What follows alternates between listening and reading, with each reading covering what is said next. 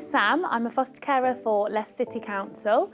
I've been fostering now alongside my husband for the last 8 years. We're approved as mainstream foster carers. We started off as short-term, but the children we have in placement now, we've actually moved to long-term foster care. And we have 3 foster children at the moment and 2 birth children.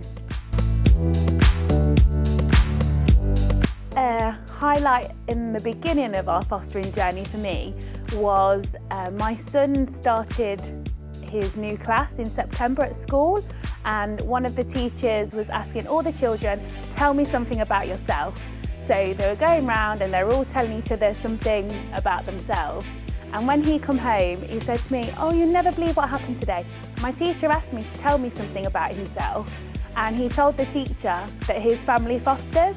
And he was only 6 at the time, and I thought it was really incredible that for him to, in his new class, say to the teacher and all his friends that his family fosters. He didn't say his mum and dad foster, he said his family fosters. So for me, it made me think that he does feel included and he does feel part of the foster family. So that was a really good highlight that we had done the right thing. I think something that stands out for me with my foster children was our first foster placement. And we had a little boy who was 9, never been in foster care before. So he had a lot of worries, a lot of anxieties. And every night before he went to bed, he would say to me, what's for breakfast in the morning?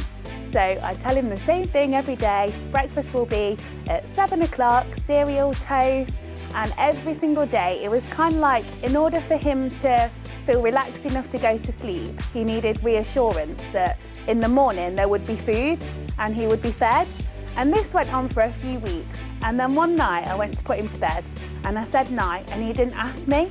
And ever since then, every night he wouldn't ask me because he knew that he was safe enough, that he was going to be fed in the morning. It was not something he had to worry about anymore. And I think as a foster carer, that was kind of the first time I felt like I've really made a difference. Something else that stands out for us as a family, we had 2 boys in foster care, older boys, they were 10 and 12. And we had them for about 2 years before they moved on. And about a year later, we'd sort of stayed in contact a little bit throughout that time. We got a message from the older boy who at this time was like 14. And he said, oh, I'm in the area, is it okay to pop in? So of course it is, come round. We hadn't seen him for about a year. And he walked through the door and he'd obviously grown a lot. So I was now looking up to him rather than down. And he just had the same incredible smile, the same personality. And he actually stayed for a few hours. We had pizza together and spoke about like old times and memories we'd made together.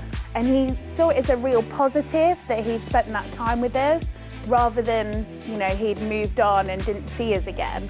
And I think it was really nice to hear from him years later that he still remembers all the fun things we did.